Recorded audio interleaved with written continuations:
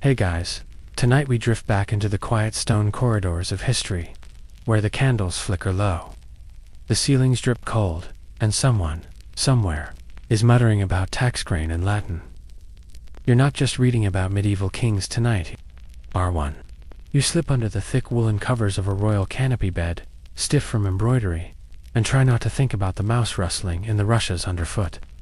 There's a chamber pot under the bed, which is great. The crown, yes, you sleep beside it, not with it is slightly dented and smells oddly of boiled onions. Welcome to the royal lifestyle. So before you get comfortable, take a moment to like the video and subscribe, but only if you genuinely enjoy what I do here. And hey, if you're tuning in from a different corner of the world, drop your location and local time down in the comments. I love seeing how far this sleepy little kingdom stretches down. Now dim the lights. Maybe turn on a fan for that soft background hum. And let's ease into tonight's journey together. The room is pitch dark, except for a dying hearth fire and a beeswax candle stub clinging to life on the bedside table. You breathe through your mouth, because the chamber smells faintly of damp stone, old sweat, and yesterday's goose fat.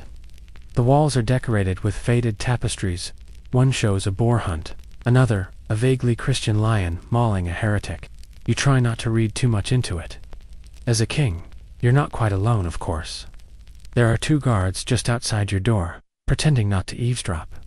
A servant snoozes upright in a stool near the hearth, ready to run errands in the dead of night should you desire a warm ale, a blanket, or someone punished. Comfort, as you're beginning to realize, is extremely relative in this era. You shift.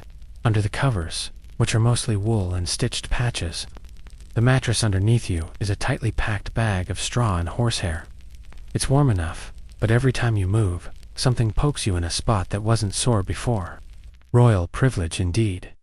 You're wearing a long linen nightshirt, stiff with soap residue, and a small velvet nightcap that someone insisted was regal. Your feet are cold. They're always cold. Somewhere in the dark, a draft slips through the arrow-slit window and makes the candle gutter. You wonder if it's haunted. Most castles are, and everyone pretends they aren't. You try to fall asleep. But it's not easy being a king, even a sleepy one. There's that dispute with the northern lords over sheep grazing rights. There's the mystery of the missing spice chest, and someone may or may not be slowly poisoning your favorite wine. But it's hard to tell when every wine sort of tastes like old nails anyway. The truth is, being king isn't all swords and scrolls. It's mostly ... Waiting for messengers. Waiting for peace. Waiting for the bishops to stop squabbling over whose church roof gets the newer shingles. You hear a rat or, possibly a disgruntled pigeon rustle, in the beams above you. The fire spits once, and then dies completely, leaving only your breath fogging softly into the air. You consider calling for another log, but that would involve waking up someone who has done nothing wrong today, except serve you lamb that was slightly spiced. You try to count sheep literal ones, but it only reminds you of the wool tax you need to approve by Then your mind drifts to the royal seal, which you accidentally dropped in a basin last week, and now it smells faintly of lavender soap and suspicion. The ceiling, carved in aged beams, leans just slightly to one side. You stare at it. You think of your father, who probably stared at this same ceiling and also didn't sleep. The crown sits on a low table beside your bed, enshrined in a velvet-lined box. It gleams dully in the candlelight, and for some reason, you think it looks mildly annoyed. You pull the covers tighter, try to turn over, and remember that the mattress pokes back. You settle into the lumps again, resigning yourself to the knowledge that you rule a kingdom and still can't manage a decent pillow. Feather pillows are reserved for visiting nobles these days. Misguided gesture of diplomacy, and your royal head rests on something that feels suspiciously like barley husks. Suddenly, someone coughs. Probably the guard in the hallway. You imagine he's cold too. You imagine he's wishing he'd stayed in the village and married that brewer's daughter instead of standing in a hallway while you not sleep inside a stone box with tapestries. Historians still argue whether medieval kings had any privacy at all, or whether the concept of solitude simply didn't exist in royal life. Your own experience tonight suggests the latter. Between the drafts, servants, prayers, and perpetual proximity to your own political enemies. You're pretty sure the only time you're truly alone is when you're sneezing. One final turn, this time into the least pokey angle of the mattress and you exhale slowly. Tomorrow is another day of decrees, nobles, and probably a sermon. But for now, the fire is dead, the candle's just a stub, and the only sounds are the creak of the beams and the faint, persistent scratching of something alive in the rafters. Sleep doesn't come easily, but that's all right. You're the king. No one dares ask if you slept well. Morning arrives not with sunshine, but with the sharp clatter of wooden clogs on flagstones and the faintly sour smell of boiled eels. You stir under the scratchy covers as a servant pushes open the heavy oak shutters, just enough to let in a single judgmental beam of gray light. Your castle isn't blessed with a sweeping sunrise view. Instead, you're treated to the fine sight of a pigeon waddling along the inner wall and what might be the moat, or just a stagnant puddle pretending to be important. Your eyelids still feel like they're glued shut, but royal duties wait for no one, not even a sleep-deprived monarch with straw in their hair. The servant bows, mumbles something about the bell for prime, and exits before you can grunt a reply. It's an unspoken rule of court life. Never be in the room when the king's grumpy. You sit up, and the mattress wheezes audibly under your royal backside. The chamber is freezing again. You shuffle across the stone floor to your dressing stool, where layers of linen, wool, and velvet await like a medieval parfait. Everything has buttons made of bone, not plastic hand, not a single item matches. Color coordination is for peasants with spare time. Breakfast is taken in your solar, which sounds fancy but mostly smells like old books and slightly damp fur. The fire's already lit, though not very well. The cook has sent up the usual spread, a trencher of rye bread that could chip a tooth, a bowl of boiled eels again, and a slab of soft cheese that somehow manages to look smug. You sip a cup of small birra, watery ale barely stronger than cough syrup, and attempt not to think about the state of the barrels it came from. You pick at the eel. It stares back. You stare harder. You win. Your steward reads aloud a list of the day's concerns: grain tariffs, complaints about monkish property lines, and a particularly colorful petition from a man who claims his neighbor's geese are possessed by Satan. You nod sagely and make a mental note to absolutely not deal with that until Thursday. The truth is, royal mornings are more admin than adventure.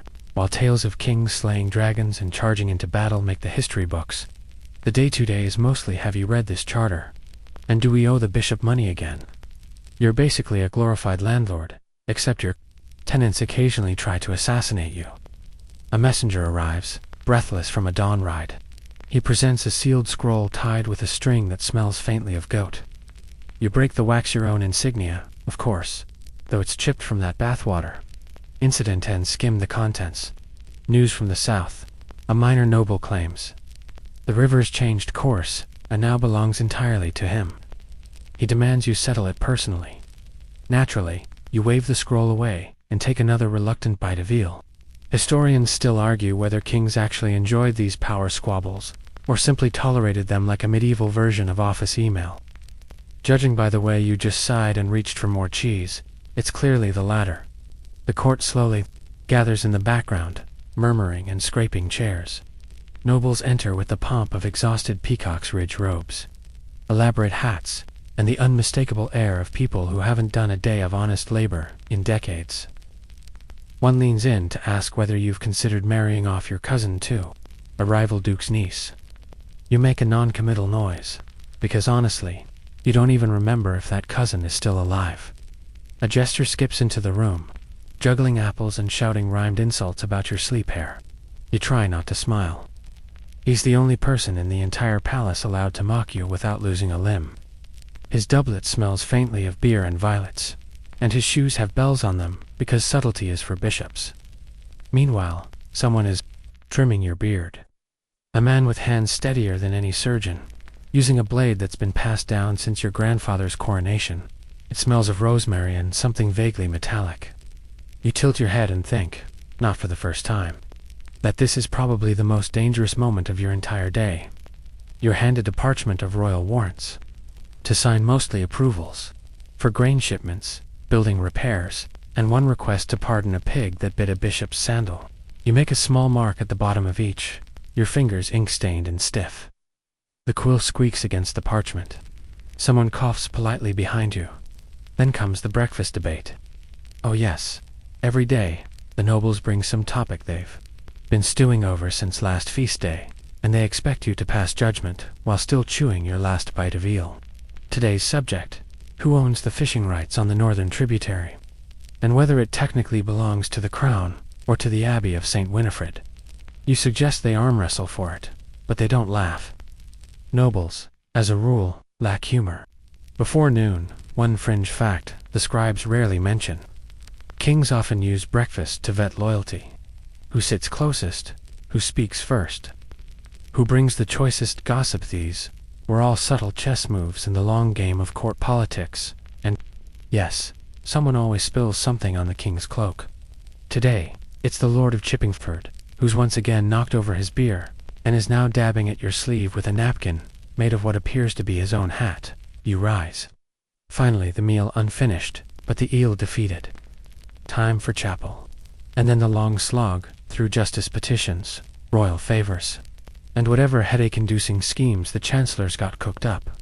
Being a medieval king is not glamorous. It's paperwork, pestilence, and people pretending not to want your job. Still, as the court rises with you and the nobles shuffle off in their brocaded clumps, you pause for one last sip of that lukewarm ale. It tastes slightly of iron and old hope. But for a moment, just a moment, you feel like a real monarch, well-fed, vaguely respected, and only mildly in danger. The royal procession through your morning continues, not with splendor, but with the slow, squishy dread of knowing where you're headed next: the privy chamber, or rather, the throne behind the throne. Yes, it's time to visit the garderobe, and with it, your most intimate political advisor, the groom of the stool. If you're imagining a discreet servant who silently attends to your royal business, think again. This man, usually a noble of notable rank, ironically, is less bathroom attendant and more backstage manager of your bodily functions. He's seen everything, heard even more, and holds secrets deeper than the royal treasury. If someone wants to know what's really going on in the kingdom, they don't ask your chancellor. They ask the guy who hands you linen after you poop. You shuffle to your private latrine, which is carved into the cold stone wall and opens over a moat that likely hasn't flowed since your grandfather's gout cleared up. The seat is wooden. The smell is, well, it's what you'd expect when several hundred years of royal digestive output trickle into a pit below. You sit, you do your business, and the groom waits just outside the curtain. He coughs once, discreetly. It's the medieval way of saying, "Take your time, your grace." Now here's the curious bit. During this oh-so-regal moment, real discussions happen. You talk about appointments, bribes, invasions, and maybe who spilled mead on your royal charter yesterday. Historians still argue whether the groom of the stool was just a servant or a trusted advisor in disguise, but evidence suggests he was often one of the most influential men in the realm. Why? Because you're unguarded here. Literally. No sword, no crown, no entourage. Just one man with a cloth, a serious sense of discretion, and a mental archive of every whispered worry you've let slip while ... Sitting, the groom logs your health, too. He's not just there to mop up royal dignity. He tracks your digestion, color, consistency, and frequency. Too much goose liver. He'll suggest cutting back. Too little. He might quietly recommend figs at dinner. It's basically a very medieval, very awkward, bit, as you finish. He hands you a clean square of soft linen, ported from somewhere French. You think hand discreetly drops the used one into a brass pail. No one speaks of this again, unless it's later, in court, as subtle leverage. Afterward, he helps you redress. Yes, entirely. Layer by layer, the undershirt, the tunic, the belt, the small jeweled dagger you carry mostly for show. He smooths the cloak, straightens your collar, and reminds you that Sir Godwin's son will be attending court today, possibly fishing for a marriage alliance. The groom of the stool is, in a way, your living journal. and you suspect quietly that he knows exactly where all the metaphorical and literal bodies are buried. There's even a joke that runs through noble halls, never spoken above a whisper. The king may hold the crown, but the stool holds the kingdom. Once you're dressed, refreshed, and faintly ashamed, you leave the privy chamber and glide into your private gallery where the smell of the garderobe clings just faintly to your velvet. It's okay. Everyone pretends not to notice. That's how court works. Back in your presence chamber, petitions pile up like firewood. But you can't help thinking about your groom. What does he do in his spare time? Does he keep a diary? Memoir. The court historian would pay handsomely for a peek into that account. But even they know better than to ask. One particularly odd anecdote, mostly whispered by bored scribes, is that a famous groom once caught wind of a conspiracy against the king during a mid-morning discussion of lentil over and that groom, clever soul, managed to delay the coup by arranging a suspiciously timed bout of royal consummation.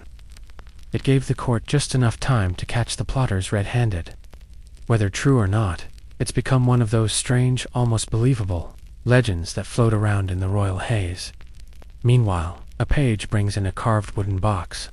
Inside is a selection of scented pastilles, meant to brighten your breath.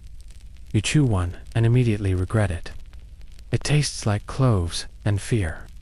Someone's bright idea from the apothecary stall in the lower market, no doubt. You discreetly spit it into your napkin while the groom chuckles softly behind us. He's still hovering, clipboard in hand, likely noting this for your palette file. You're reminded that even the king's most personal choices are observed, recorded, and occasionally weaponized. Nothing you eat, wear, or whisper is truly private, not in this castle, and certainly not with the groom. You walk toward the great hall for morning audience.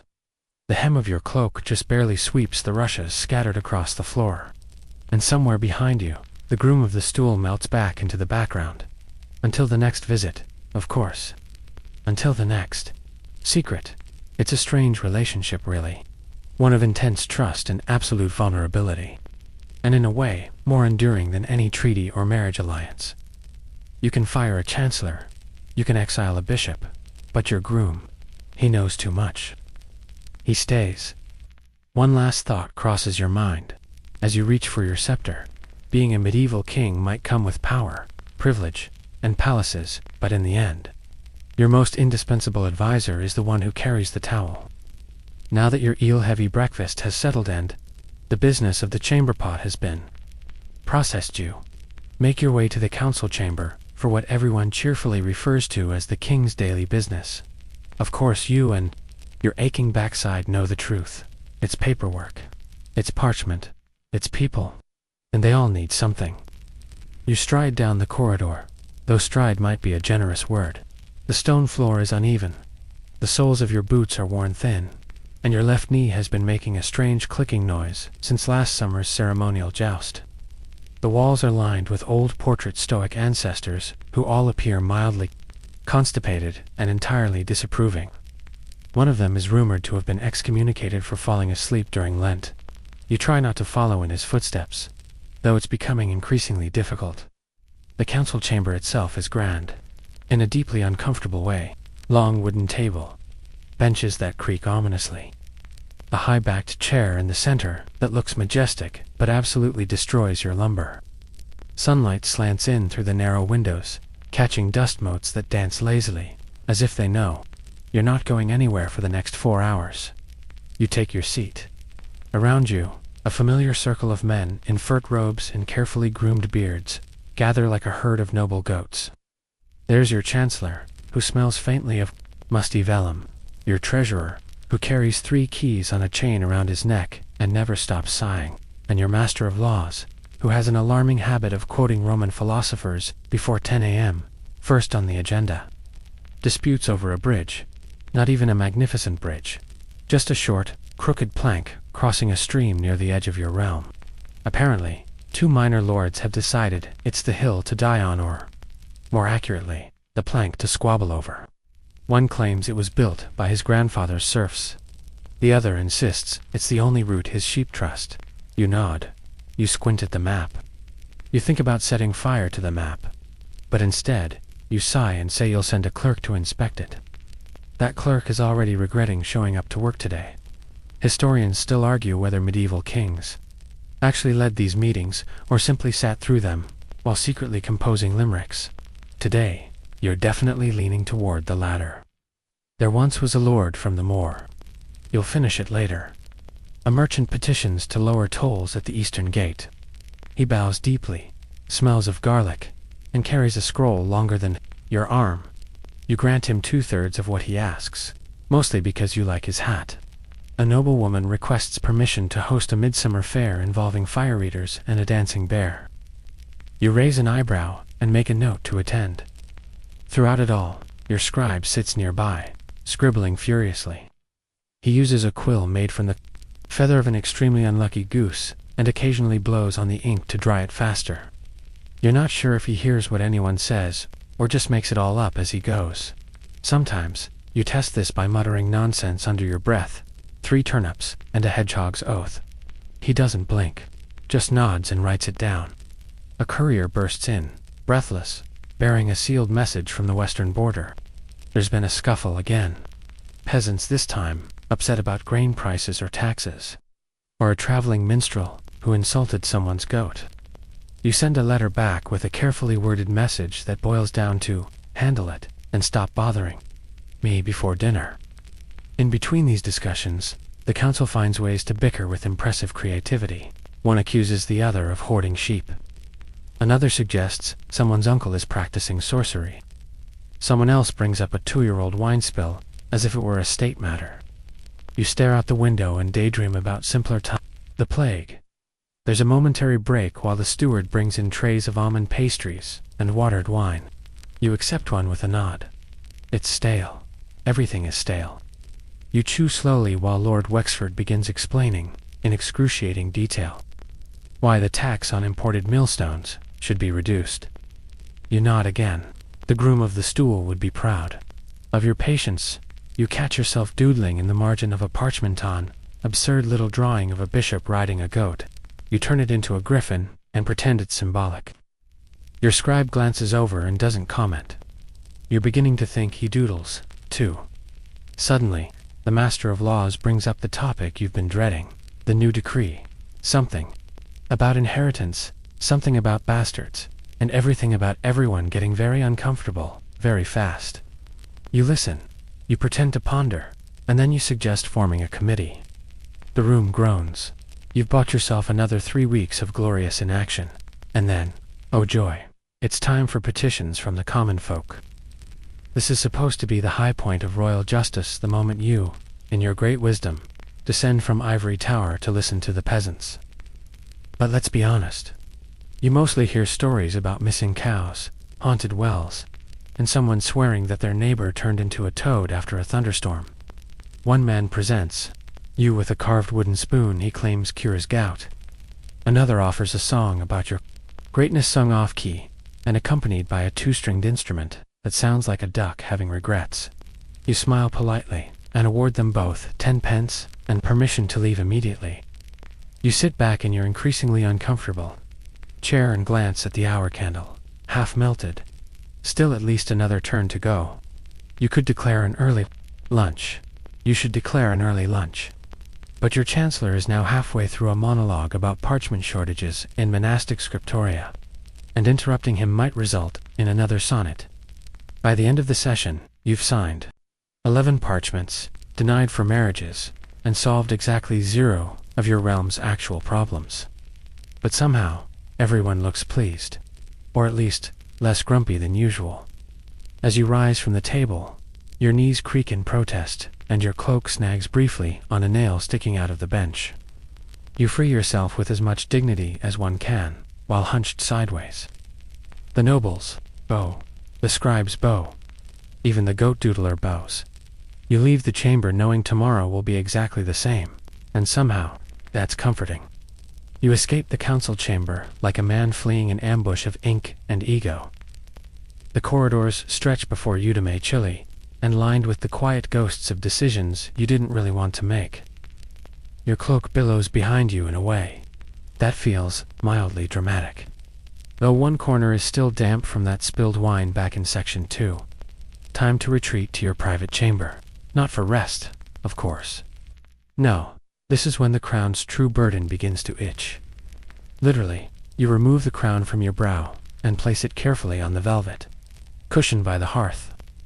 The moment it's off, your scalp breathes in relief. The damn thing leaves a red groove on your forehead, like a ceremonial headbutt from history itself. You scratch just behind your ear. There it is, again, the royal itch. Persistent, undignified, and deeply familiar. A servant brings in your personal hygiene kit, which includes lavender sachets, a brush with boar bristles, and a small wooden comb that looks more symbolic than effective. You sit on the stool near the hearth as he begins the ditching ritual. One hand holds a candle to check for lice. The other begins combing slowly through your shoulder-length hair, which smells faintly of wood smoke, sweat, and rosemary oil applied last week, possibly by accident. Your groom of the chamber leans close to inspect. A few, he murmurs, flicking something into a basin. But less than the archbishop. Small victories. You inhale the scent of lavender and consider the strange intimacy of medieval grooming. For a king, personal space is a myth. Every inch of you has been dressed, cleaned, inspected, and reported on by someone else. You have absolutely no secrets from your bath attendant, especially not now, as he carefully checks behind your ears for nits and politely pretends not to notice your collection of anxiety pimples. The crown itself is examined next. It's surprisingly heavy real gold, and studded with gemstones that have likely seen more bloodshed than you ever will. The inner rim is padded with velvet, but after a few hours, it feels more like a vice than a symbol of divine right. Some kings wear it constantly, just to remind everyone who's in charge. You prefer to put it down whenever possible. The weight never leaves your head anyway. You once heard of a King Charles the Bald, was it, who allegedly lined his crown with fox fur to ward off lice. Historians still argue whether this worked or just made him look like a wealthy, paranoid, woodland creature. Either way, you've tried it once. It itched worse. The bath is next. You don't take one every day. That's what scented sachets and political denial are for. But today is special. There's talk of foreign envoys arriving, and even you have standards. 2 pages enter, with steaming buckets. They pour the water into a large wooden tub that sits near the fire. It takes 6 buckets just to reach ankle depth. The room fills with damp heat and the faint smell of sage. You undress behind a half curtain, though everyone's already seen. Everything, modesty, like privacy, is ceremonial. As you lower yourself into the tub, the temperature bites, then embraces. You sigh an unguarded, almost human sound. One servant scrubs your back with a rough cloth, while another offers a slice of pear. You decline. Fruit and nudity do not mix. This is your brief sanctuary. 10 minutes of semi-solitude in a world that demands your presence in every conversation, every plan, every paranoid whisper about poisoned figs. You close your eyes. You almost dash relax. Then, the leech box arrives. You open one eye. The royal physician clears his throat. For circulation, sire, and humoral balance, of course. The blessed leeches. You agree, with the same enthusiasm. You reserve for royal inspections of manure pits. 4 of them are placed along your arms and neck. They writhe, wetly. You focus on the ceiling beams and try to pretend you're just getting a massage from a particularly affectionate slug. One eventually falls off with a plop.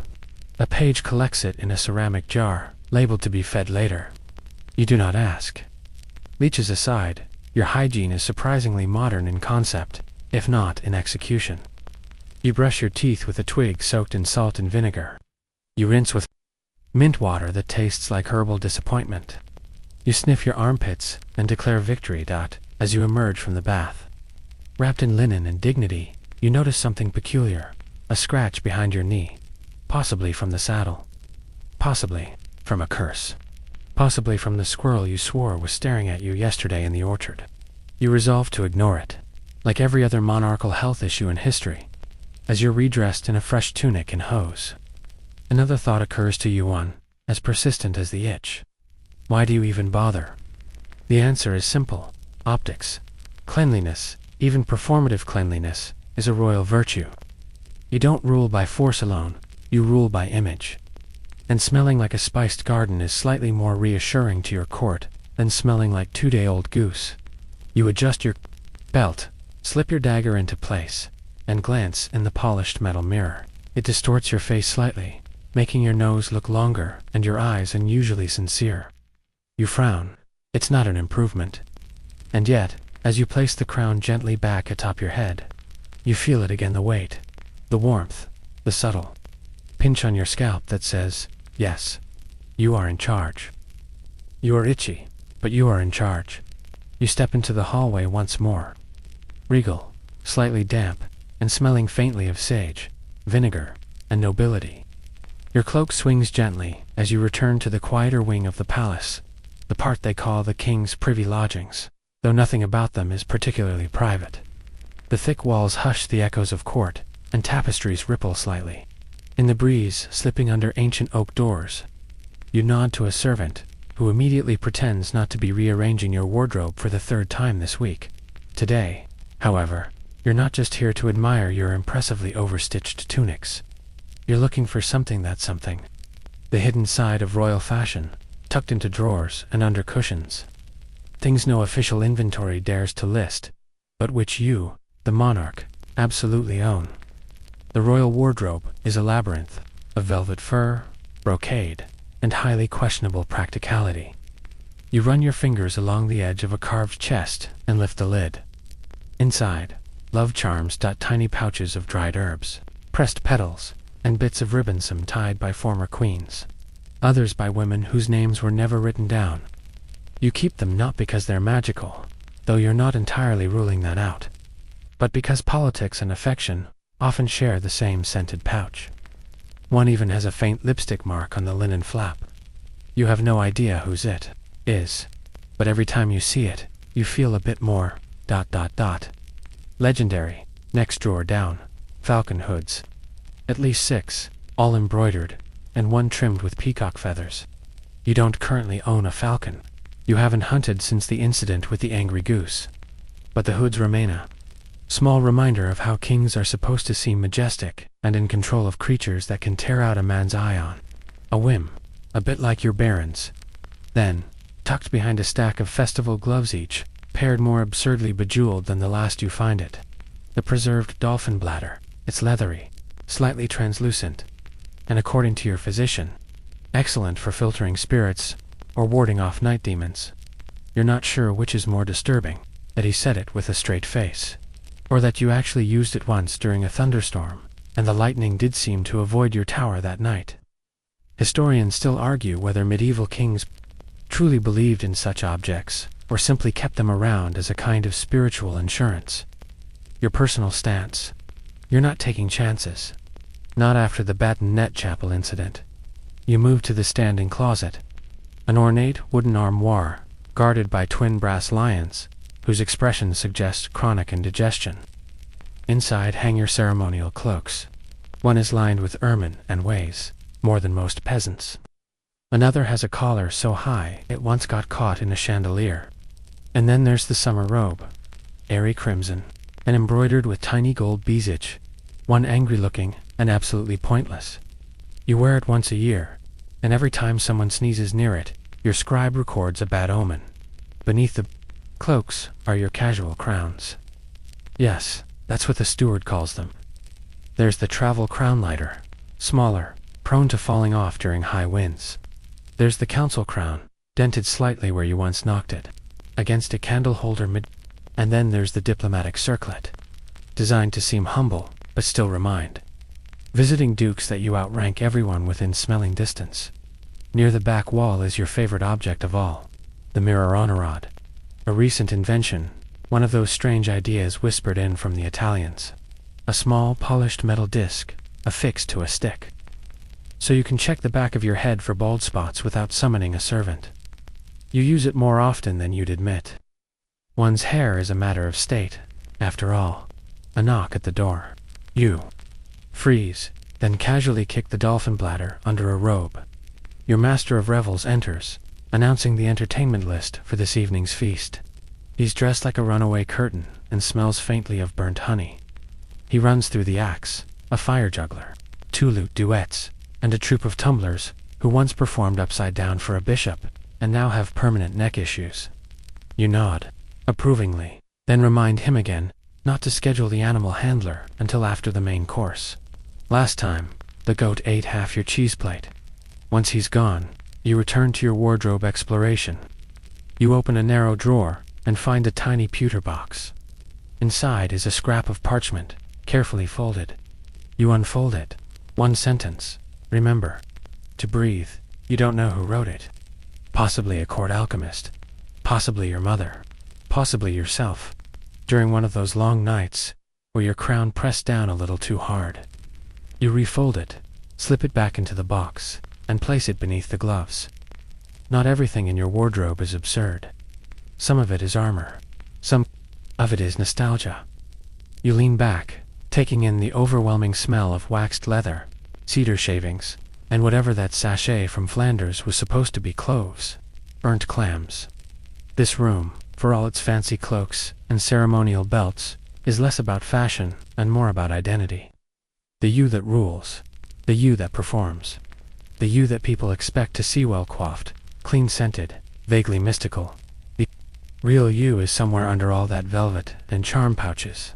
You like to believe so, anyway. You pluck one of the falcon hoods off its hook and study the stitching. Tiny letters, barely visible. You squint. It says, "Hold fast." You chuckle. Even the bird accessories offer unsolicited advice. A servant clears his throat behind you. "Sire, the tailors await for final fittings." You groan internally. More lace, more buttons, more standing still while someone pins fabric dangerously close to your royal spleen. But you turn, straighten your shoulders, and nod. The tailors may come. Let the robes be ridiculous. Let the dolphin bladder remain unseen. For in the end, a king's closet is never truly closed.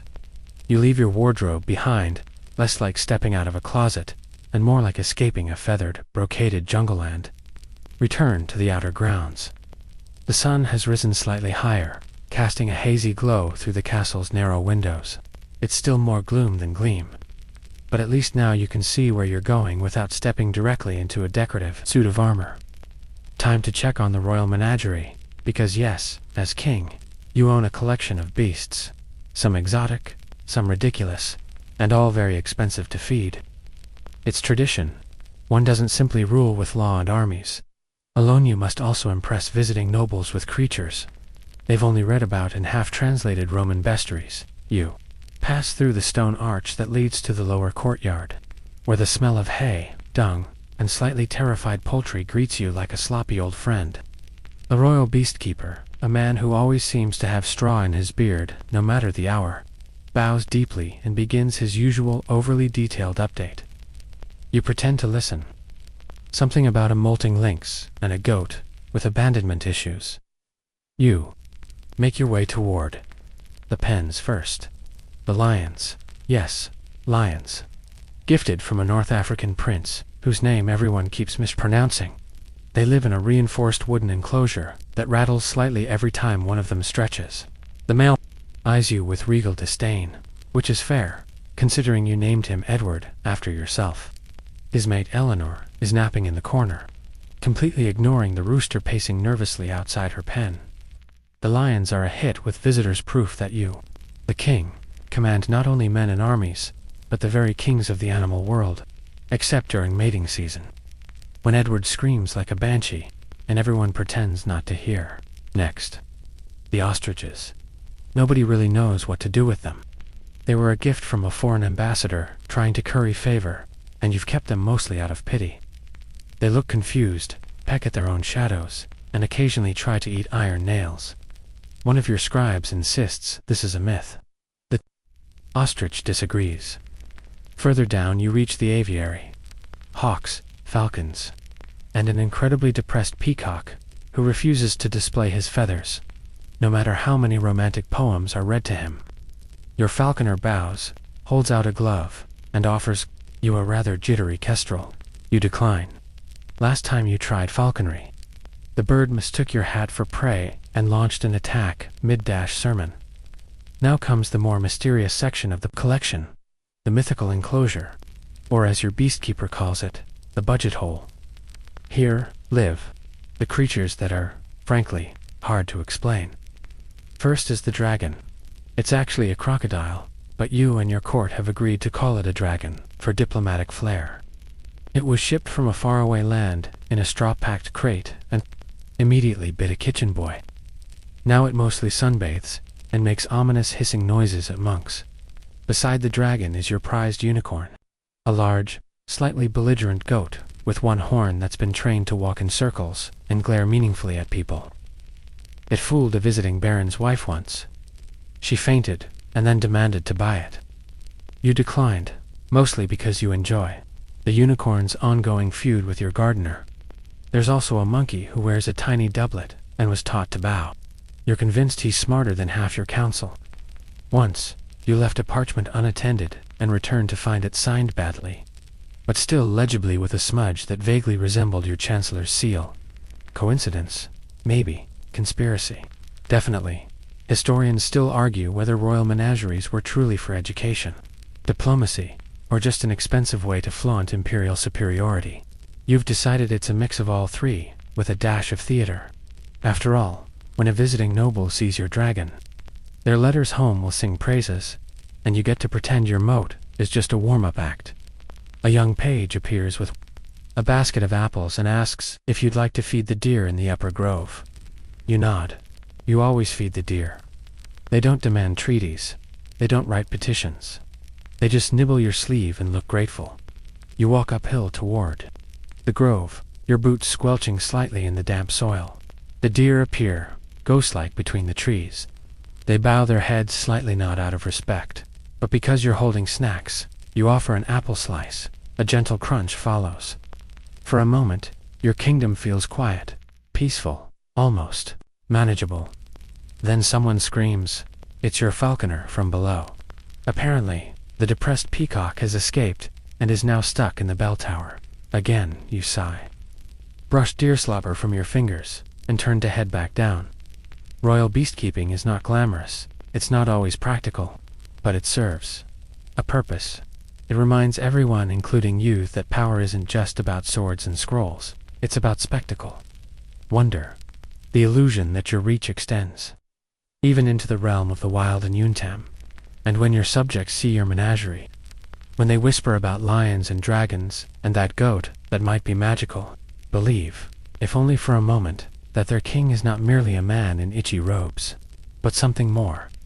You pause at the gate to the enclosure. The crocodile snorts. You nod. You get it. We're all pretending a little, aren't we? You leave the royal menagerie behind, just as the peacock in the bell tower lets out a mournful screech that sounds uncannily like your chancellor's groan during tax season. Back across the gravel path, through the echoing halls, and up the winding staircase, stone steps worn smooth by centuries of royal boots, you return to your solar. This is your thinking room, or at least it's supposed to be. The fire is lit, the tapestries sway gently as if sighing. On the table lie stacks of scrolls, letters, and one extremely decorative quill stands shaped like a swan with a slightly evil expression. You ignore it. You've never trusted that swan. You sit. Not on your throne, not on the grand chair, for courtly audiences, but on your favorite stool lopsided. One leg shorter than the others, with a faded cushion that's likely stuffed with moths. It's where you do your real ruling. Today, it's time for the letters. You reach for the box, simple oak, cracked along one edge, and lift the lid. Inside are missives from all over the realm and beyond. Some from dukes, some from abbots, some from people who clearly don't know what a king actually does, and just want you to bless their turnip harvest. You pull out the first one, a scrap of parchment scrawled in urgent, barely legible ink. A border baron complaining again that his neighbor has been grazing sheep too enthusiastically on his land. You resist the urge to reply with a drawing of two sheep wrestling in a field. Instead, you dictate something about the harmonious spirit of local arbitration, which is royal code for please stop bothering me about sheep. The next letter comes with a faint lavender scent. Ah, yes.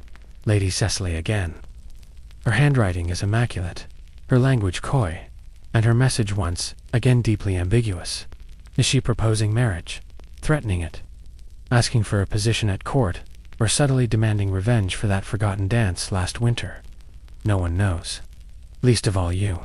You place it in the consider carefully pile, right between the possible spy note and an invitation to bless a monastery's new privy.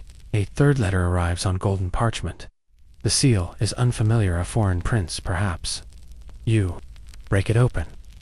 The text is written in a hybrid of Latin and extremely confident spelling. You squint. The letter claims to be from the Grand Lord of the Sunset Isles, offering you a mysterious bird whose song summons dreams of conquest. You suspect it's either a hoax or someone's escaped parrot. Historians still argue whether medieval kings ever really read their mail, or whether it was all handled by scribes and secretaries. But this quiet, flickering moment where the world comes to your doorstep, in ink, in wax, in the folds of creased parchment that smell of sweat and ambition. You lean back, listening to the fire pop, and wonder how many of these letters were written in candlelight by people who think you're their only hope. It's a heavy thought. So, naturally, you ignore it and reach for the letters sealed and read. A missive from the Abbey. They've discovered bones again, this time in the West Orchard. They believe it might be Saint Ethelbert, the absent. You suppress a snort. This is the third saint they've discovered this month. Apparently, sainthood is easier to achieve if you're found under a pear tree. Still, the church expects reverence. So you write back that the bones shall be examined, venerated, and placed in a reliquary of appropriate size. Not to appropriate, though just enough to appease. Not to encourage a fourth saint next Tuesday. You reach for your goblet warm, watered wine, just sharp enough to keep you alert and sip slowly. Across from you, the swan quill stands stares, unblinkingly. You make a note to have it relocated to the Duchess of Brenton's drawing room. She likes unsettling decor. Your steward enters quietly. He places another stack of letters on the table and bows so low you fear for his spine. You dismiss him with a nod and turn to the new pile, one from your cousin, requesting funds. Again, you briefly consider writing "get a job" in Latin, but settle for regrettably. The royal treasury is engaged elsewhere. Another, a poem from a child in the South. The handwriting is endearing, the rhymes painful. Still, you smile. You'll have the child sent a copper coin and a new pair of shoes. Small gestures make loyal subjects, and you're a firm believer in preemptive generosity. The next scroll is marked urgent and bears the seal of your spy network, the one no one's supposed to know exists. You open it with care. Inside, a report that two of your lords have been meeting in secret with a certain clergyman with unusually clean fingernails. You frown. That can only mean one thing: a plot, or a very judgmental manicure.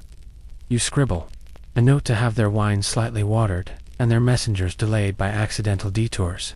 Nothing direct. Just enough to remind them you're always watching, even when reading about turnip festivals. At the bottom of the box is a small envelope. No seal, just a single line on the back. You'll know what this is. You don't. Inside, a feather, pale gray. Familiar, but not from any bird you keep. You stare at it for a long moment, then slip it into the folds of your tunic. There are always messages in this life that make no sense. Not now, maybe not ever. But you keep them anyway. Because one day, a feather might mean everything. You lean back once more.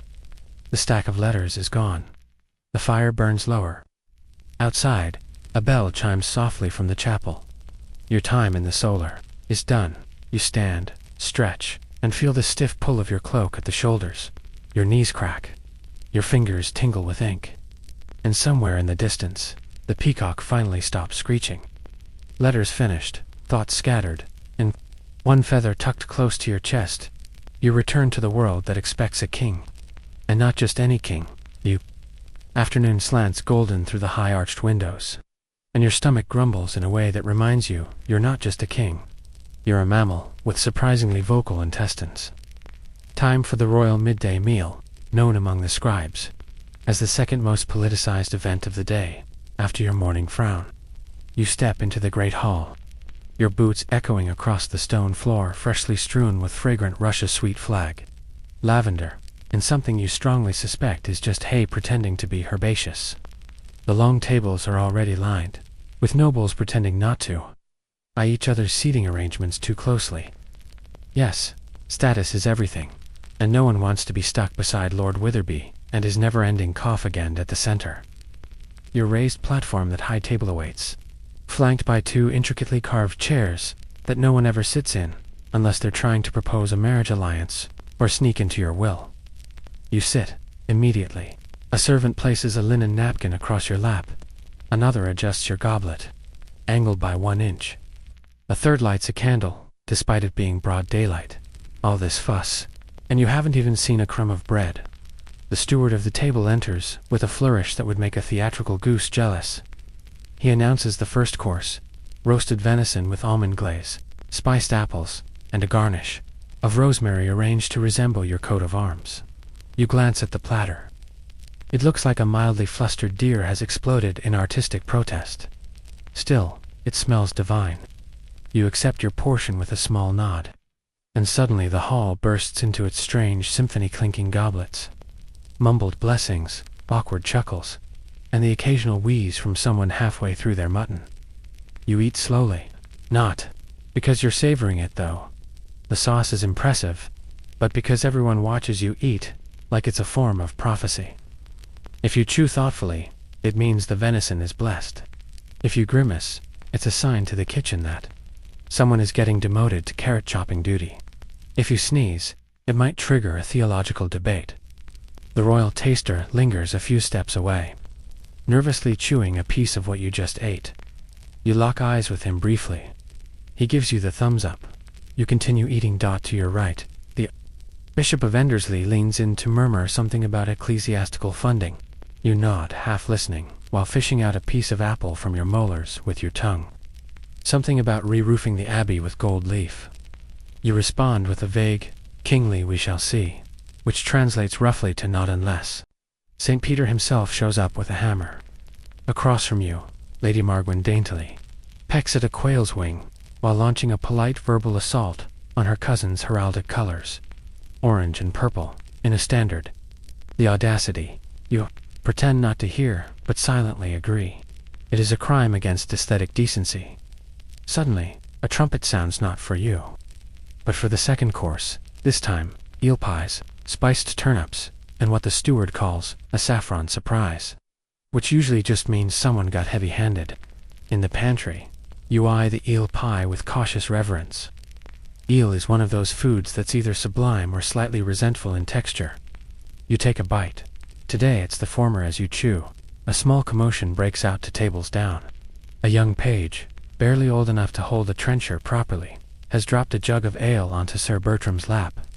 The knight leaps up, wet and furious, his voice echoing against the vaulted ceiling. You raise your hand gently. The hall stills. Everyone watches as you signal for a fresh jug, wave for Sir Bertram to sit, and give the page a second chance. This is not just mercy, it's calculated mercy, the kind that makes courtiers nod approvingly while secretly noting the move for their next flattery attempt. Historians still argue whether medieval kings truly used mealtime as a political tool or simply endured it between crises. You know better. Every bite, every glance, every paused goblet is strategy. You're not just eating, you're navigating a minefield in gravy. The third course arrives. Something ambitious involving sugar-glazed pears stuffed with cloves and saffron-soaked breadcrumbs. It looks like a fruit wearing a hat. You take a cautious bite and decide it's intriguing. Beside you, your minstrel begins to pluck his lute. The opening notes of a courtly ballad float over the hall. It's one you've heard before, 17 times. Today, he's added an extra verse about a king of golden wisdom. You nearly choke on a breadcrumb.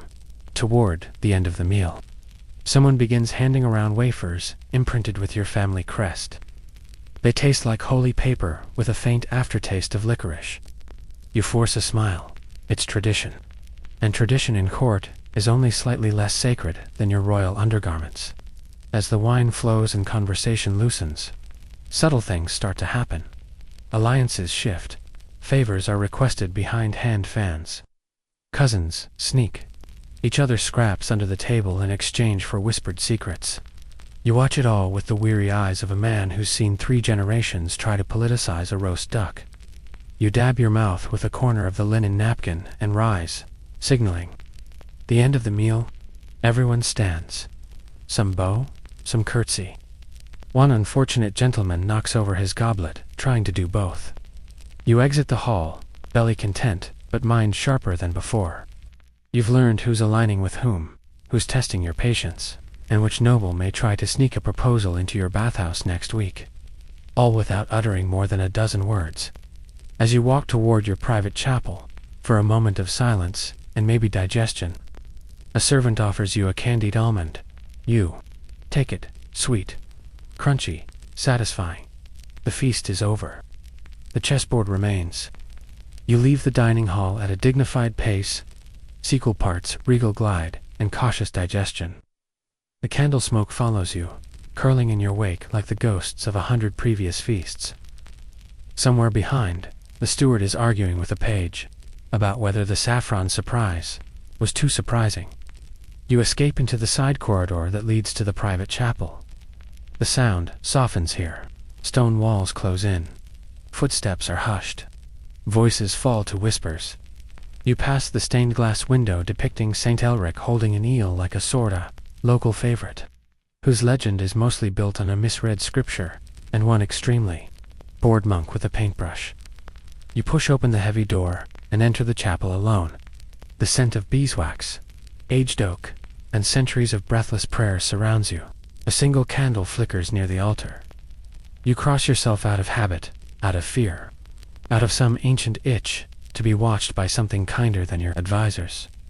The chapel is small, intimate, a place where the throne is left at the door, and the king sits not above, but among. The benches creak as you sit. Your knees crack, again, like divine punctuation. For a moment, there is only silence.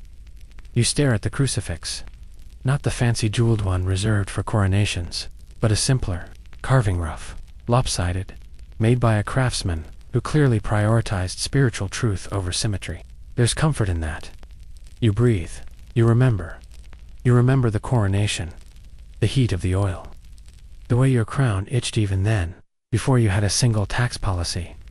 You remember your father's funeral, his sword heavy in your hands, his face strangely peaceful for a man who'd once shouted at a goose so loudly it laid an egg out of fear.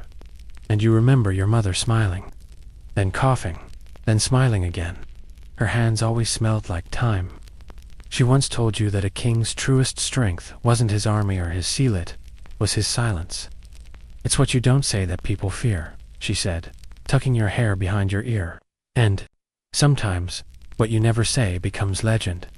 You still don't quite know what she meant, but you're fairly sure it's profound. There's a small wooden box beside the altar. Inside it are offerings, coins, bits of cloth, a child's drawing of what appears to be a saint wielding a frying pan. You drop in a silver penny and mutter a half prayer for the peasant who drew it. May their roof hold and their pan not burn.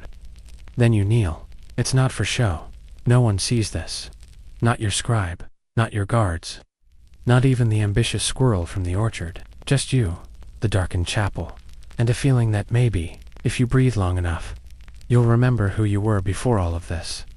Historians still argue whether kings truly prayed, or if they merely performed the motions for optics. But here, in this hush, you remember what it felt like to be 13, holding your breath during a thunderstorm, and hoping God wasn't too busy for small kings in training.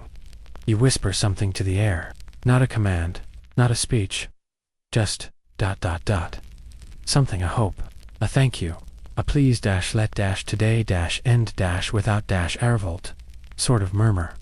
A breeze stirs the candle. You rise, joints complaining. It's time for your audience.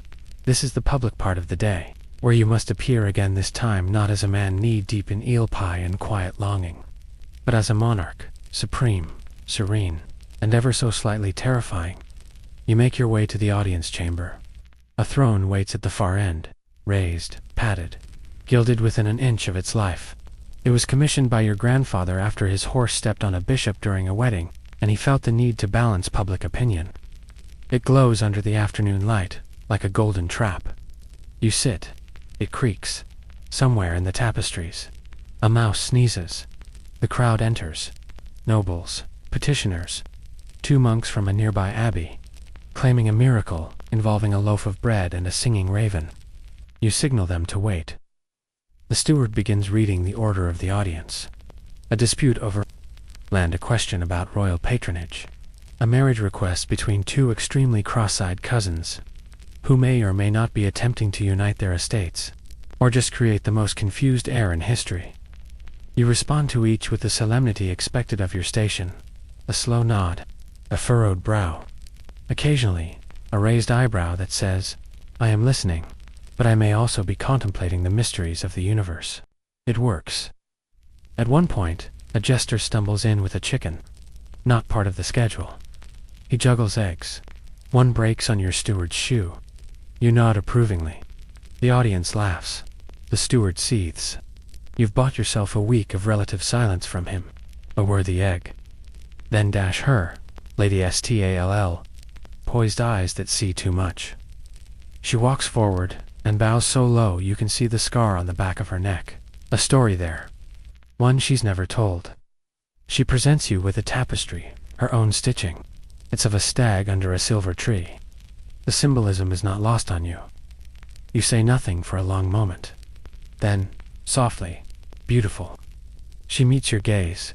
You wonder, not for the first time, what she'd say if you offered her more than courtly platitudes. But that is a story for another chapel, another kneeling moment. Perhaps when your knees are less, loud, the audience ends. The chamber empties. You sit a little longer, then rise. Not for a meal, not for a council, but for the balcony. It's time for the royal glance. You step through the arch, out into the golden light. Below, the people, waiting, watching, hoping you lift your hand. You wave, they cheer, and for just one breath, you are not a man at all. You are a symbol, a silhouette crowned in light. And that, too, is power. The crowd fades like a tide receding slow, murmuring, reluctant. Even after your hand drops, a few still linger in the square, as if hoping one more glimpse might change their luck, ease their gout, or cure the wart that looks suspiciously, like the archbishop. You step back from the balcony, and the illusion cracks slightly. Behind you, stone, sweat, and the low groan of your knees, again announcing their opinions. You're done with appearances for the moment. Now comes something stranger, quieter, and perhaps even more dangerous than court politics. Royal scholarship. Your tutor awaits in the scriptorium. That ever-dusty chamber near the North Tower, where light filters through latticed windows, and every surface smells faintly of wax, mold, and centuries of hopeful scribbles. He's a wiry man with ink permanently staining his fingertips, and a way of squinting at you, as if you're both pupil and long-term experiment. You sit at the reading bench. A fresh folio lies open before you, one copied recently by a monk with very curly GS and strong feelings about punctuation. The topic, the secret lives of ancient kings. You smile. There's a certain thrill in reading about rulers from long ago, half mistake, and all weighed down by crowns heavier than yours. You trace your finger along a line in Latin that says something to the effect of, "He wept not when the city burned, but trembled at the owl's cry." Poetic, utterly unhelpful. Your tutor clears his throat. "We believe this refers to King Osric the Pale," he says, "who was famously afraid of birds." "Understandable," you mutter, thinking of your bell tower peacock. Next page. A fragment of a letter from a Frankish ruler to his mistress, complaining about helmet chafing and poor battlefield catering. You chuckle. Royal problems remain remarkably consistent over time. Then comes the map. It's not just a drawing. It's a stitched parchment collage with marginalia of tiny monks waving flags, rivers that look like angry snakes, and one suspicious unicorn labeled probable. Error. You and your tutor pore over it, trying to determine whether the mythical Isle of Men who sleep standing might be a garbled reference to a town in Normandy, where inns were very scarce. Historians still argue whether these medieval maps were practical tools or whimsical prayers for order in a disordered world. You decide it's both and. Also, maybe just a way for lonely scribes to sneak in drawings of fish with eyebrows. Suddenly, a parchment slips from the folio. Not part of the book. A letter. You pick it up. Different hand. Unfamiliar seal wax, pressed with the image of a phoenix in mid-flap. You raise an eyebrow. Your tutor leans in, curious. You unfold it. The letter reads, "To the reader of royal blood. If you are reading this, you hold power, but not all truth. Seek the chronicle of the night, court hidden, not in vaults, but in whispers. Trust the green-eyed one. The owl watches." You blink. Then glance at your tutor. He's gone pale. That, ... isn't part of the archive. No, you agree, but it's part of something. This isn't your first mysterious note.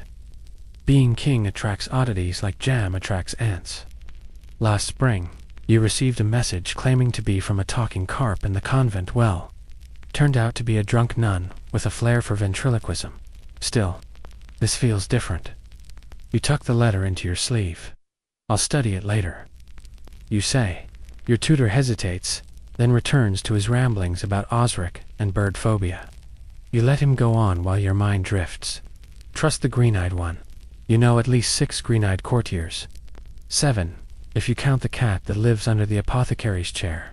You decide to pay more attention to everyone's eyes for the next few days. Subtle surveillance. Like a bored owl watching mice pretend they're not mice. You rise from the reading bench and nod your thanks. The tutor bows, already mumbling about rare vowels. Your next stop is the Royal Library, a place both grand and falling apart.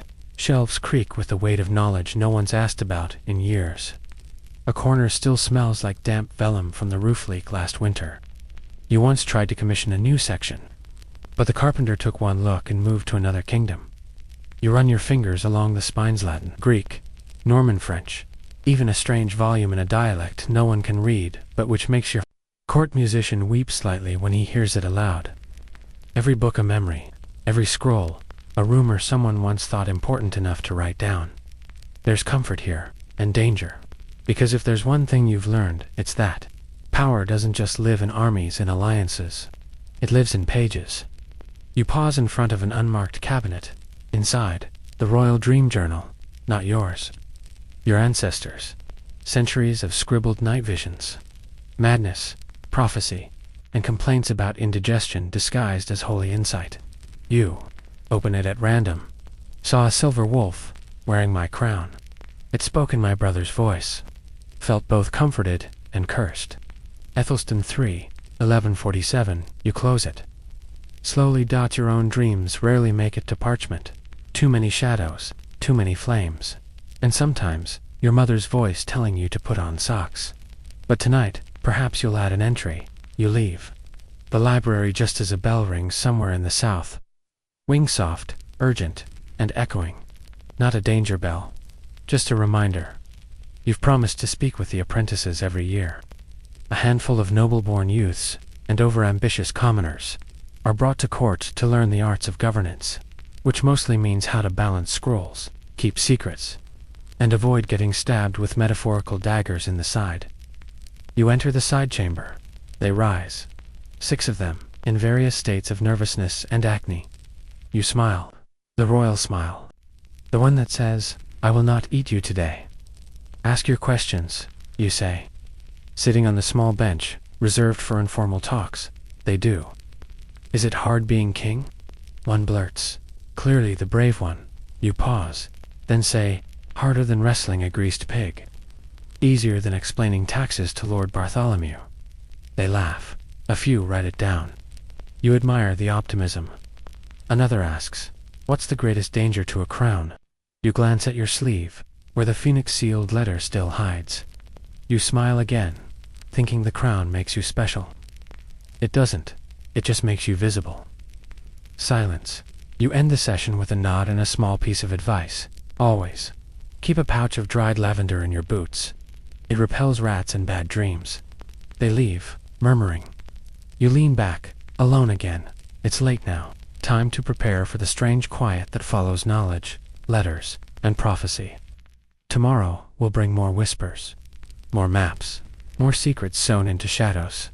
But for now, your thoughts are pages, and your crown is just paper's older cousin. Night settles like a velvet curtains, low, deliberate, and full of creases. The castle shifts beneath it. Servants light lanterns in careful silence. Guards change posts with the grace of men who've learned how to yawn while looking vigilant. You descend into the older parts of the keep-down, the spiral stair with its worn stones and the faint scent of old air. You're not heading to your bedchamber yet, no. Tonight, you've promised yourself one more thing before sleep, a visit to the archives, not the tidy, official ones, near the council chamber, where clerks meticulously log grain shipments and arguments about river rights. No. This is the hidden archive, the real one, the one your great-grandfather ordered sealed, and then promptly forgot about during a particularly enthusiastic wine phase. You reach the iron-banded door and produce a small, chipped key. The lock sticks, as it always does. The wood groans as you push inward, and a flurry of dust rushes to greet you like a loyal, asthmatic dog. Inside, shelves upon shelves of boxes, scrolls, crumbling codices, and at least one mummified mouse, with what looks like a crown made of thread. You nod to him. He's a long-term resident. Here is where the kingdom's strangest stories live. The ones no one copies for the annals. The ones too strange, embarrassing, or prophetic to risk going public. Kings come here not for knowledge, but for whispers. You light a lantern and move between the stacks. One box is labeled, Unverified Miracles and Slight Exaggerations. You lift the lid. Inside, a tooth wrapped in silk, allegedly from a saint who cured hiccups by screaming, a vial of what someone labeled holy water, but suspiciously pink, and a piece of parchment with a single line. The bells rang themselves. We were not ready. You gently closed that one. The next shelf holds courtship correspondence from a queen whose love letters slowly turned into political treaties disguised as sonnets. Another contains the journal of a knight who believed his horse could read minds. You read a page aloud. It's mostly about hay preferences and the knight's deep fear of goats. You find a folder marked Royal Dreams, unclaimed now that catches your attention. Inside, sketches, notes, sleep mutterings, recorded by a monk who sat outside royal bedchambers with ink and candle. You scan a few. The moon cracked open. Bees poured out. I was a tree, and my leaves whispered in Latin. My crown melted and filled my mouth with song. You closed the folder slowly. Historians still argue whether kings' dreams were divine messages, or the result of suspicious venison. But here, alone, in this echoing vault of secrets, you suspect they were something else entirely. The soul's way of saying what the tongue could never risk. Your eyes drift to a shelf you've never fully explored. The top box is sealed with wax. You break it open. Inside, you find a single parchment, wrapped in dark cloth. You unwrap it gently. It's a map. No landmarks, no coastlines, just symbols. A key in the corner shows an eye, a crown, a gate, and a tree. A single phrase runs along the border. To be king is to be keeper of the forgotten. You feel a small shiver run down your spine. Not fear, exactly. More like recognition. You've seen that phrase before. In a mural deep beneath the cathedral, painted over. Faded. You roll the parchment carefully and slide it into your belt pouch. The candle's flame dances, then gutters. You relight it. Time to leave. But as you turn, you notice something odd. A door. You've passed this wall dozens of times, but never seen it before. The stones are different. Newer, or older. It's hard to tell in flickering light. A carving runs across the arch. A tree with no leaves, its roots twisting into a crown. No lock, just a handle. You hesitate. You open it. Inside is a chamber no bigger than a pantry. In the center, a single chair. On it, a book, bound in cracked leather. Its title, The King Who Spoke to Shadows. You lift it. The cover is warm. You do not read it. Not yet. Some things ask permission first. You carry it with you as you leave the archives. Behind you, the door to the chamber slowly closes, with a sound like a held breath, finally exhaled, back through the winding stair, past the dreaming tapestries, through the hall where your ancestors gaze from their portraits, some regal, some clearly painted while very drunk. Your bedchamber glows faintly with the fire your attendants lit earlier. The bed is a mountain of velvet and fur. You toss the book gently onto the cushioned chair by the hearth, and remove your crown, placing it on the little table that always tilts slightly to the left. You undress slowly, not because of ceremony, but because these robes have enough buttons to be considered hostile architecture. You stand by the window, letting the night breeze kiss your face. The stars are out bright, still unconcerned. You think of the letter in your sleeve, the map in your pouch, the dream entries in your hand, and for just a moment, you wonder, are you ruling a kingdom? Or are you wandering through one story after another, trying to find which one is yours? Behind you, the fire crackles. You step away from the window. You lie down. The bed swallows you. Your thoughts begin to drift toward dreams, toward trees with crowns, toward owls that see more than they should. And somewhere, beneath all the layers of silk and parchment, the king sleeps. But the kingdom keeps whispering. Sleep never lasts long enough for a king, especially when the realm has a sense of humor about timing. You wake before dawn for the rooster, before the bells, before even the ambitious squirrel. A thin light barely slices the horizon, but your body is already alert, not rested, not refreshed, just aware that once again you must wear the crown. Both the real one and the invisible one made of expectations, treaties, and awkward dances at diplomatic banquets. Your attendant appears, soundlessly, as if summoned by your eyelids cracking open. He bows, murmurs something about the usual robe, which is thick, blue, and cursed with shoulder embroidery that scratches like a disapproving ant. You grunt in agreement and begin your morning ritual. Teeth brushed with a concoction that tastes like regret. Face splashed with water so cold it makes your soul briefly leave your body. Hair tamed, barely. A quick prayer murmured, not because you think it changes fate, but because it gives you 10 seconds of stillness. Before the first request of the day, you slip the phoenix-sealed letter from your sleeve and reread it. Trust the green-eyed one. The owl watches. You still don't know what it means, but you know it means something. Today's council meeting will be different.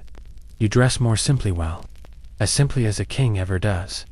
A lighter robe, less jewelry, a brooch instead of the full color of office. A signal, if anyone's clever enough to notice. Today, we speak plainly. You walk into the council chamber as the sky blushes faintly through the high windows. The chamber smells of ink, wine, and people who've been practicing speeches since before breakfast. Your advisors rise. The chancellor bows too low. The treasurer looks worried already. Lady S, with her green eyes, merely inclines her head. You meet her gaze for a moment. It lingers. The meeting begins. First, the grain shortage in the east. The archbishop suggests a fast. The steward suggests taxes. You suggest perhaps asking the people what they actually need. This causes visible discomfort. Then, rumors of a new cult in the mountains, preaching that kings are illusions and true power lies in silence.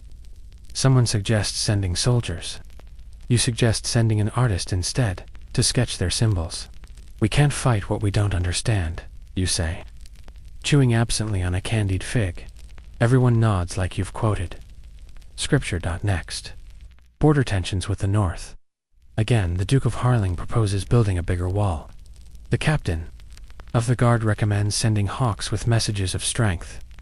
You suggest something radical, an invitation. Let them send a delegation, you say. Let them look us in the eye before they call us enemies. Historians still argue whether diplomacy was truly effective in medieval courts, or merely a delay tactic for inevitable war, but you've seen what delays can buy. Time to breathe, time to think. Time for the world to remember how expensive blood really is. Lady S speaks for the first time.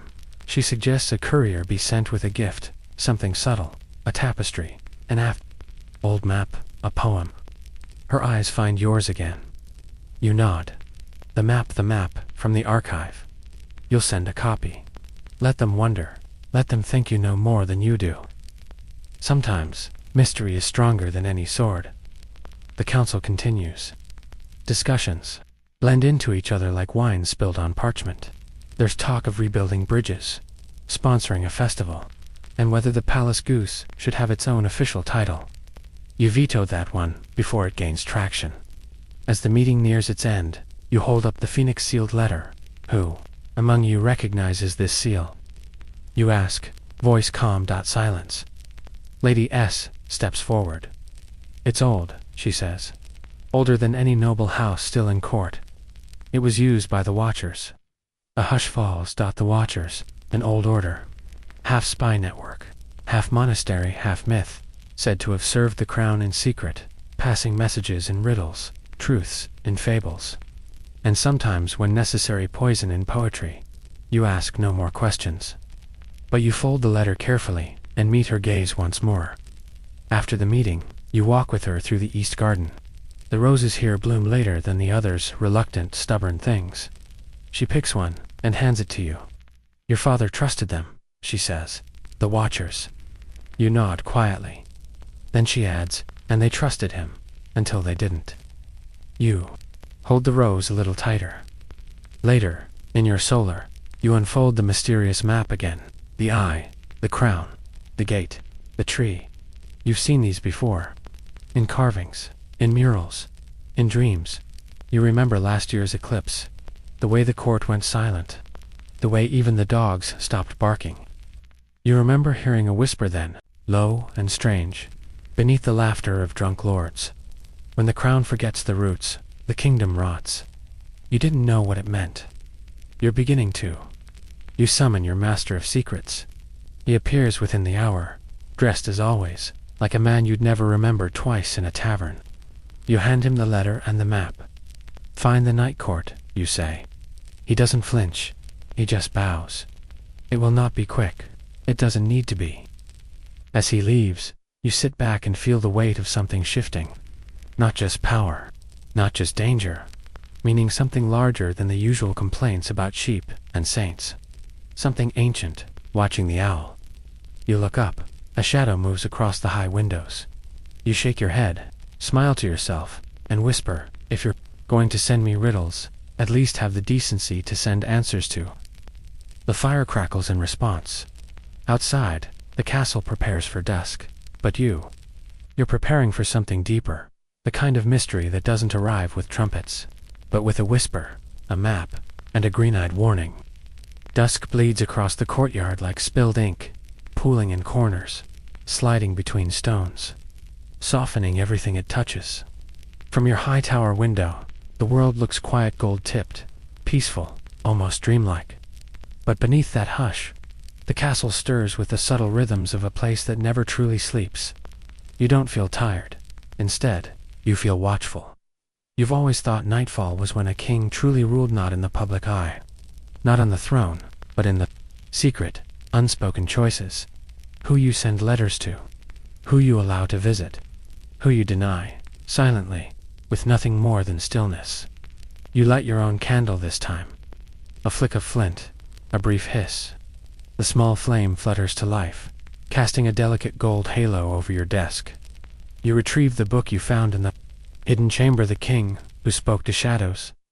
The title is unnerving. It's also oddly familiar, like something whispered to you in childhood, and promptly forgotten the moment you blinked. The leather cover cracks slightly as you open it. The first page bears no words, just a small drawing, a crown upside down, its base rooted into soil like the stem of a tree. Then, a single sentence. King is never alone but rarely knows who walks beside him. You flip to the next page, and you begin to read. What follows isn't history. Not exactly. It's a strange weave of fable, confession, and veiled prophecy. One passage describes a monarch who ruled through silence, who met weekly with a council of listeners in a room beneath a river. Another tells of a mirror that only reflects the things a king chooses not to see. You pause. You breathe. There's something uncomfortable here. Not frightening, not threatening, just intimate. This book wasn't written for kings. It was written by one, and not the type history remembers with parades and statues. This was someone like you, awake when no one else is, haunted by things too abstract to name aloud.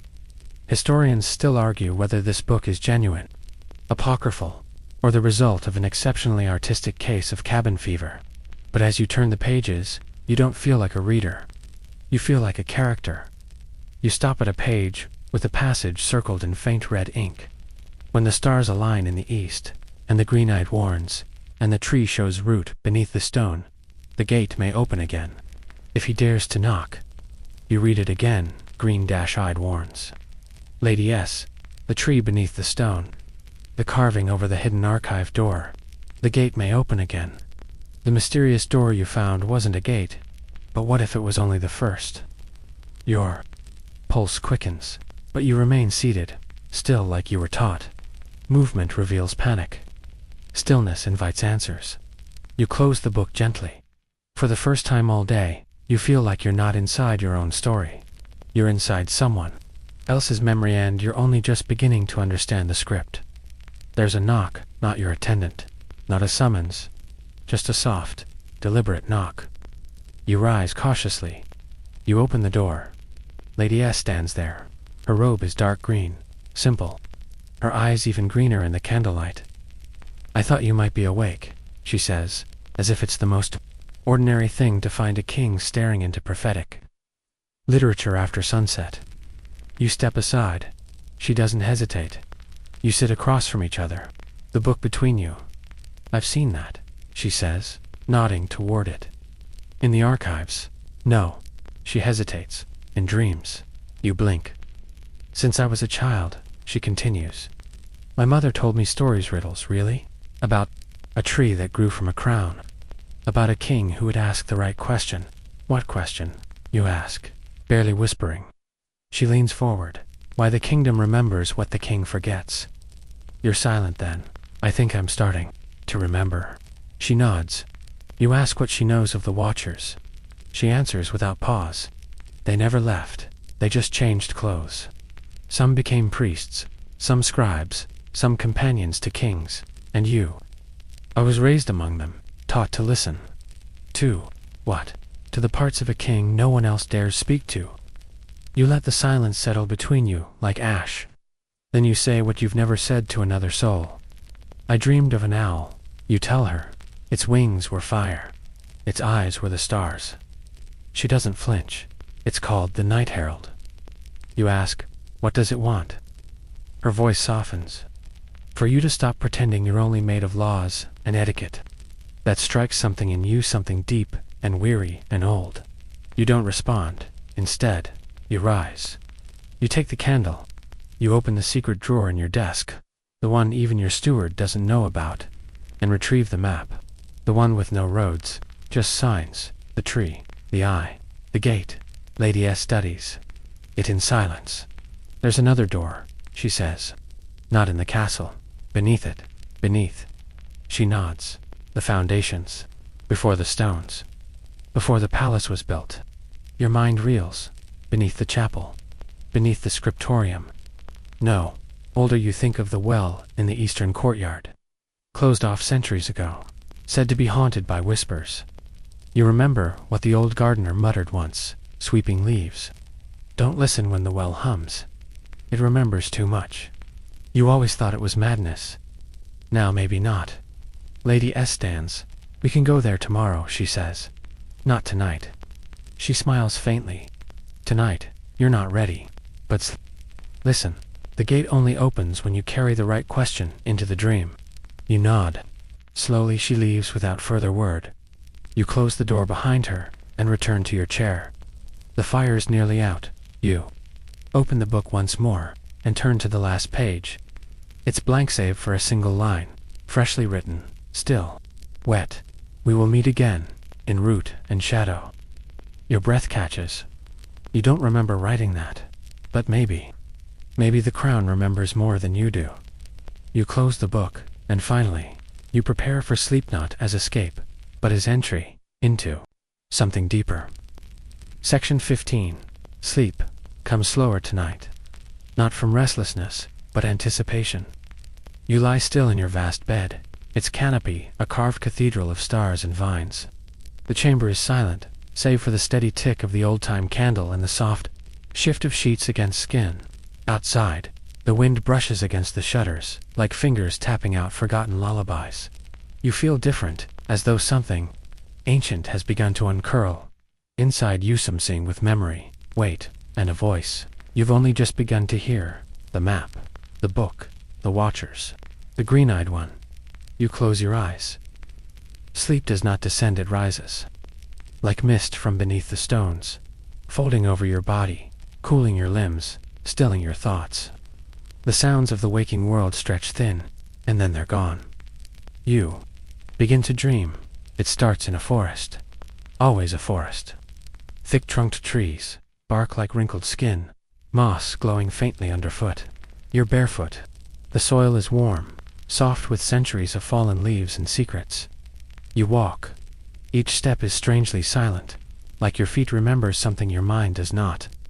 You move past branches that bend away from you, leaves that seem to whisper your name, though never quite aloud. Something watches from above an owl, vast and still. Its eyes are polished gold. It does not blink. You keep walking. A clearing opens in the center. A stone gate half buried in vines. No wall, just the gate, standing alone, impossibly old. Upon it, for symbols carved into the lintel, the eye, the crown, the gate, the tree, you. Step closer. There's no handle. No lock, just a question, etched faintly into the arch. Do you remember your first fear? You hesitate. You do. A thunderstorm when you were 5. You thought the sky had broken. You hid beneath a table, clutching. A wooden knight, with one missing leg. Your mother found you and whispered, "Even kings are allowed to be scared, but only the wise ones listen to their fear." You speak aloud.